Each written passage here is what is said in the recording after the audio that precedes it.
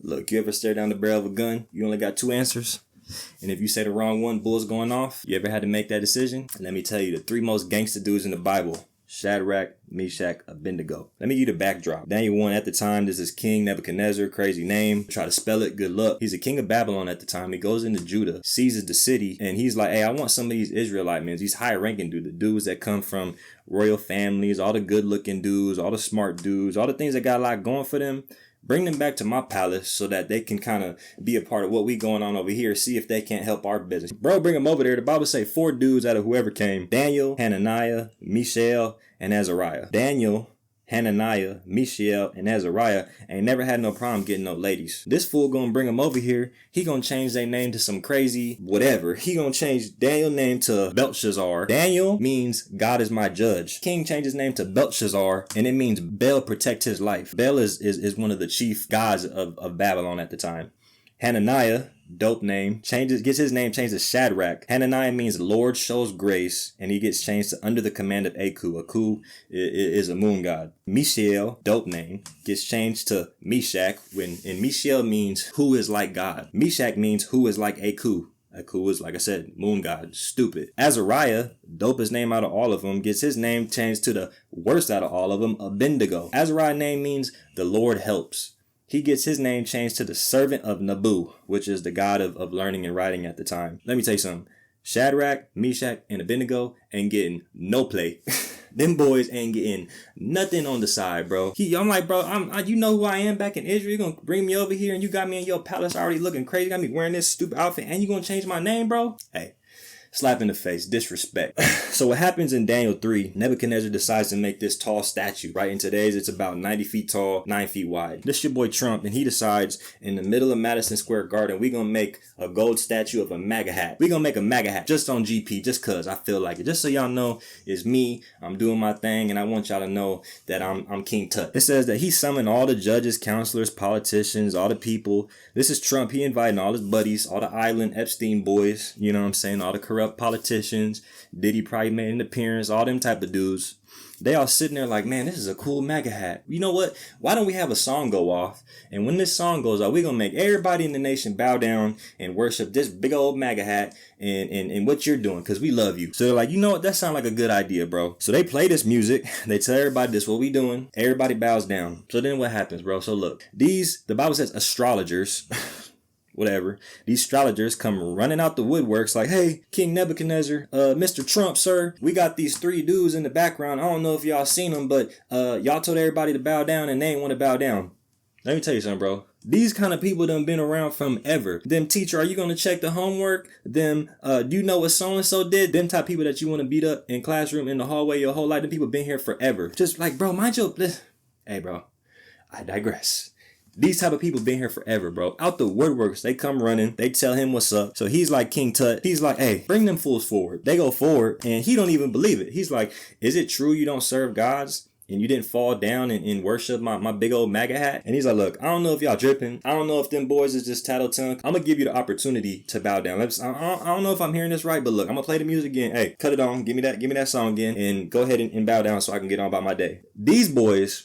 Shadrach, Meshach, and Abednego. I'm not even going to paraphrase because it's so gangster. I'm going to tell you what they said word for word. These boys are so gangster. They said, we do not need to defend ourselves in this matter. If we are thrown into the blazing furnace, the God we serve is able to deliver us from it. And he will deliver us from your majesty's hands. But even if he does not, we want you to know, your majesty, that we will not serve your gods or worship the image of gold you have set up.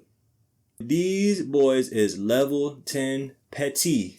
They said, yes, Massa, even though that you have set up this fire, which is such a magnificent fire, Massa, we would actually respectfully like to decline because we have another God, Massa, who is not going to allow us to die in this fire that you have so eloquently set up. But thanks for the request, and we'll see how this goes. Bro, these boys are staring down the barrel of a gun and say, hey, you know what? I think you got a booger in your nose.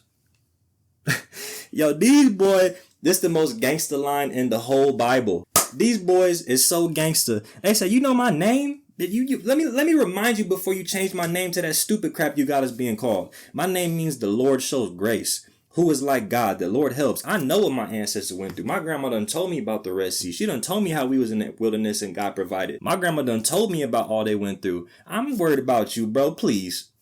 Miss me with all that. I said, I know God will save us, but even if he doesn't, I'd rather die right here on the spot than bow down to you, bro. That's put your money where your mouth is, right? Walk that out for real.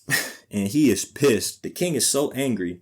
He turns the fire up 7 times hotter, so hot that when these soldiers tied up these boys and threw them in the fire, the soldiers that threw them in there burned up and died, bro. He throws them in there. The Bible doesn't even say that there was no resistance, bro. The Bible literally says these boys was tied up, and these boys is like, here, hey, make sure this one's tight, bro. Go ahead, do your thing. Didn't even fight it. The level of petty is crazy. This is in the back of the cop car knowing you finna get a lawsuit, bro. Not even tripping. Like, I got a paycheck on the way. Because they confident in who they God is. Gangsta. The king walking away, he think they dead. He's probably thinking about what he's gonna have for dinner and what kind of women he gonna have come over to the crib, thinking about all the festivities they finna do, whatever. He turned around. He's like, man, who is that 4th dude in there? Didn't we throw 3 dudes in there?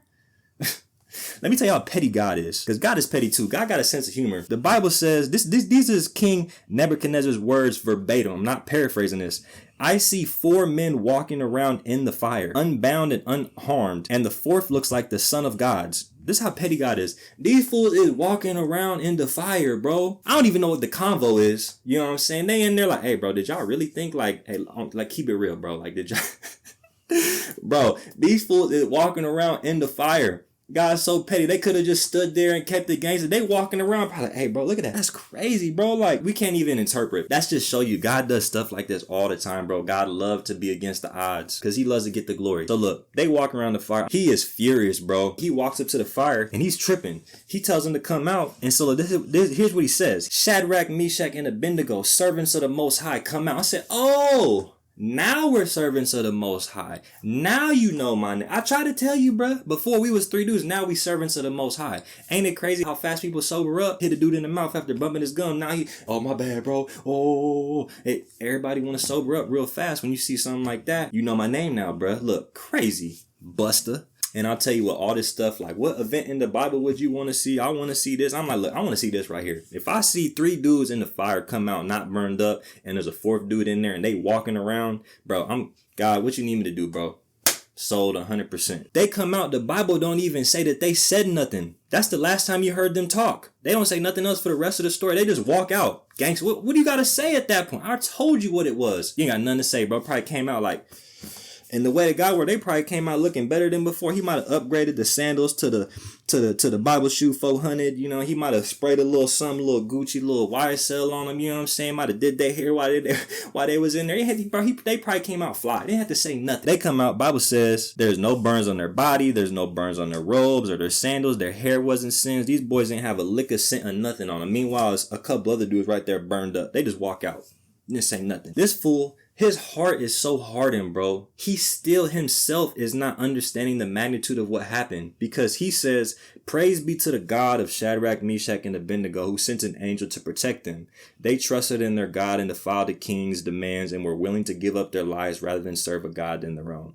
He declares that anybody who says anything against their God, it will be cut up into pieces and their house will be burned down. But he don't say nothing about his heart being changed. There's nothing in the Bible that talks about his heart being changed. It wasn't a, dang, God, I'm so sorry. Forgive me. There's none of that. He's saying, you know what? All y'all need to listen to their God. He said, all y'all make sure that y'all know what they got going on because they must know something that we don't know. But he don't feel that conviction in his own heart. The Bible says later on that God sent him out in the wilderness for 7 years and he was cursed before he had to break down all of his own hardened heart before he started to really acknowledge God, bro. Crazy. At the end of the day, bro, this story is one of the most gangster stories in the whole Bible, bro. And here is the lesson. Put your money where your mouth is. Point blank, period. Be a gangster for God. Look down the barrel of a gun and say, you know what? I'd rather take this one to the dome than do what the world's telling me to do because I have so much faith and belief in what God's called me to do. Look, man, tell your mama you learned something and I'll peep you on the next one. Peace.